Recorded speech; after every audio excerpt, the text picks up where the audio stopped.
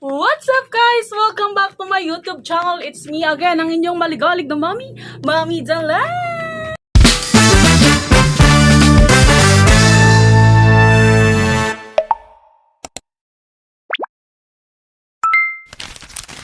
Ayun guys, for today's video, as you can see, napakadugyot ko. As in, kung naaamoy nyo yung katawan ko, sobrang asim. Alam mo ba?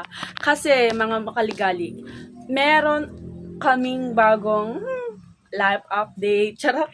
Ayan. So, guys, hiningal ako. So, guys, as you can see sa bahay namin, napakakalat. Ayan. So, kasi po, in the other side of the earth, ay nagpapagawa kami ng bahay.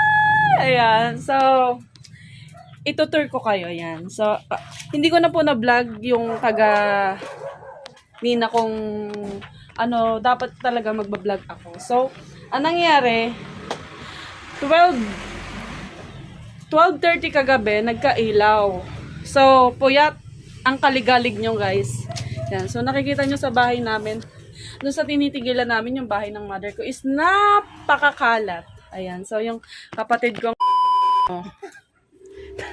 tinatawanan niya ako kasi, guys, naninibago kasi sila. Kasi, ngayon na lang ako bumalik ng pagbablog. Pero doon sa isa kong vlog, kasama ko sila. Ayan. So, guys, tara. Ililibit ko kayo sa bahay namin. So, actually, hindi pa siya tapos. So, gusto ko lang siyang i-live update again. Another live update. Ayan, so, let's go! Lalabas ang bahay.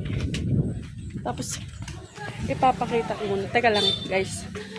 Natutuyo ang aking lalaugan. Diba? Pagpasensyahan nyo na. So, ayan, guys. Ito yung bahay namin. Tapos, dito, ang nangyari kasi dyan, guys, yung lupa, nakaparte ng father ko is bumawas kami, tapos hinati namin ng magkakapatid. And then, ayun, nag-decide na kami ng magbukod ng asawa ko kasi ang hirap guys makisama. Since kay mama naman to, so sabi ng mag-asawa, kahit utang, papagawa tayo. Yan lang. So, inom lang ako guys. So, tara guys. Papasyal ko kasi. Yun. So, konting lang guys. Walang discrimination guys. Ako po ay nagawa kasi ang asawa ko po ang tagabigay ng budget. Yan. So, kahit kami ganto, makikita nyo lang ako dyan sa kalsada. Nagkakalat. Ayan. So, ano lang. Katabi lang po siya ng bahay as in ni mama. So, guys, look! Ayan! Kita nyo ba? Ayan. So, maliit lang siya, guys. Ayan na, guys. Charan! Ito, guys. Kakatapos ko lang maghukay. Hinukayan ko yan bago mag-vlog. Ayan pa ngayon pala. So, ito na nga, guys. Bali, 6 days na namin siyang ginagawa. Ay, hindi naman siya diretso. May mga excuse me, putol-putol siyang araw. Kasi, guys, sa totoo lang, wala talaga kaming budget. Ang masasabi lang namin, kung gusto mong kabahan, ika lang guys, ang kulit ng aking Yun siya guys. Pakikita nyo naman, mataas na siya. So, ayan. Medyo mataas na tong side na to. Tapos, ito ay ongoing. Ito yung bali ginawa namin ngayong araw. At, kaganina, as in, parang, ito pa lang side na to, hanggang dito. Mababa pa siya kanina, guys. Tapos, ayan, today, medyo natagalan kami kasi nagkabit-kabit ulit ng bakal, si Manong. Ayan. So, ayun lang guys, napakalinis na niya kasi kanina nilinis ko na siya para bukas, another day, is another gawain tayo. Tapos ayun guys, nakikita nyo, yung mga pinagkalatan dito. Actually guys, itong bahay na to, nagsimula to nung pinagtulungan namin hukayan. Hinukayan namin kasi nga, sa kagustuhan na naming makalipat ng bahay.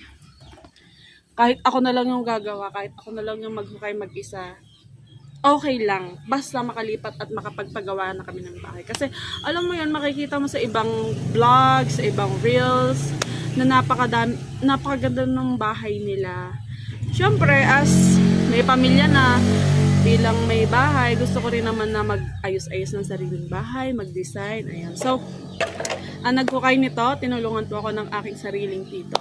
Sariling tito, ayaw nyo makishare.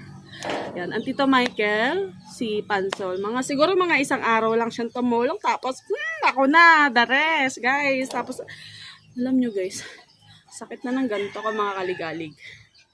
Kasi kakabuhat. Yung mga unang labor, simula unang araw ng pagle-labor mga kaligalig ay ako na po ang katulong. Siyempre, wala ang ating haligi ng tahanan. So, ang mangyayari, ako muna ang gagawa ng haligi. Pero don't you worry guys. Sa kanya naman galing lahat na pinuhunan dito sa bahay na. Kaya sabi ko, you give me the cash, I'll do the rest na. Charot lang guys. So, ayun. At, yun nga, since day 1 ng paggagawa, andito ako. Andito rin naman si Pansol. Pero, that time kasi dapat may pasok na siya noon. Kaso sabi ko, mag-straight na lang siya para makatulong siya sa aking syempre first day ng paggagawa ng bahay, napakahirap kasi may mga graba-graba. Ang hirap guys talaga, sa totoo lang. Ang hirap magpagawa ng bahay kasi ang bigat nung magpala. Hindi rin pala talaga biro ang magpagawa ng bahay. At hindi rin biro ang pagiging construction. Kaya hanga ako sa lahat ng mga construction worker dyan. Ang galing nyo, lalo na yung nagawa ng bahay namin.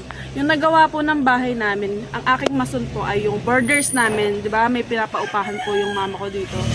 So, siya po ay skilled worker. So, wala na po kami problema. Buti na lang po ay yung budget namin is really tight. Kaya, maliit lang po yung aming bayad sa kanya. Pero hindi naman siya bababa ng 500. Mataas. Mga 700 a day lang naman siya. So, ayun lang. Alam nyo ba guys, sa totoo lang, nautangan pa namin siya ng 3 araw sa paggagawa niya. Pero, all in all, 3 days. 6 days na itong ginagawa. And as you can see, mataas na siya. Sana by tomorrow, mataas na rin tong sideline. Ayun. Ayun lang naman guys. So, tomorrow na lang ulit tayong magbablog. Kung paano nyo makita, kung paano ako maghalo, kung paano ako mag-labor. Bali na ang kamay ng kaligalig nyo mga guys. So, ayun lamang naman.